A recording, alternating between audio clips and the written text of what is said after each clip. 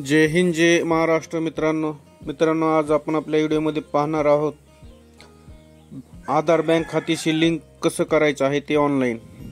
मित्रांनो, त्याआधी तुम्ही नवीनच माझ्या चॅनलवरती असाल तर माझ्या चॅनलला लाईक करा, सबस्क्राईब करा आणि मित्रांना शेअर करा, जेणेकरून माझा येणारा प्रत्येक व्हिडिओचे नोटिफिकेशन सर्वात आधी तुमच्या जवळ आले पाहिजे.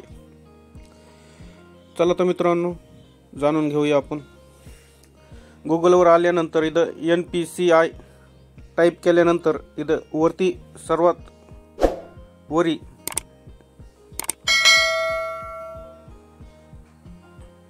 NPCI टाइप केल्यानंतर मित्रांनो सर्वात आधी वरची वेबसाईटला क्लिक करा. त्यानंतर कंझ्युमर यावरती क्लिक करा.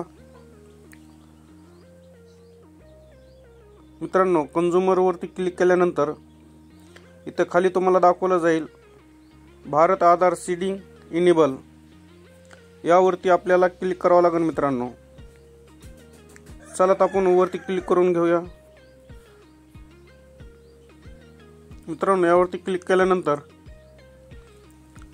सर्वात आधी आपल्याला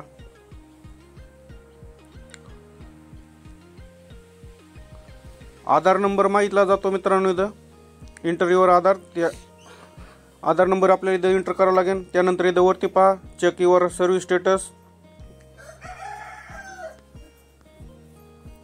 मित्रांनो इथं आपण आधार एंटर करून घेऊया. त्यानंतर सीडिंग यावरती क्लिक करून घेऊया.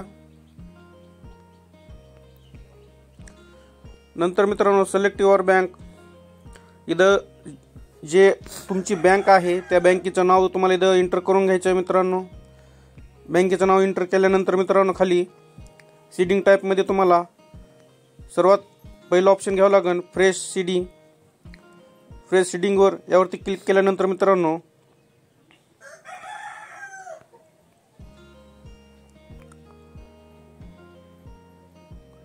इथं तुम्हाला तुमचा अकाउंट नंबर एंटर करावा लागेल. मित्रांनो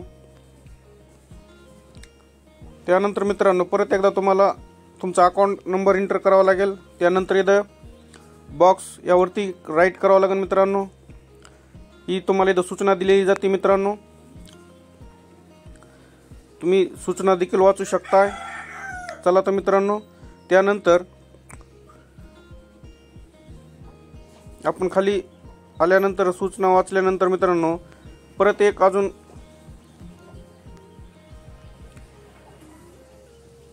एक छोटा बॉक्स येतो. मित्रांनो त्यावरती परत एकदा राईट करायचं आपल्याला.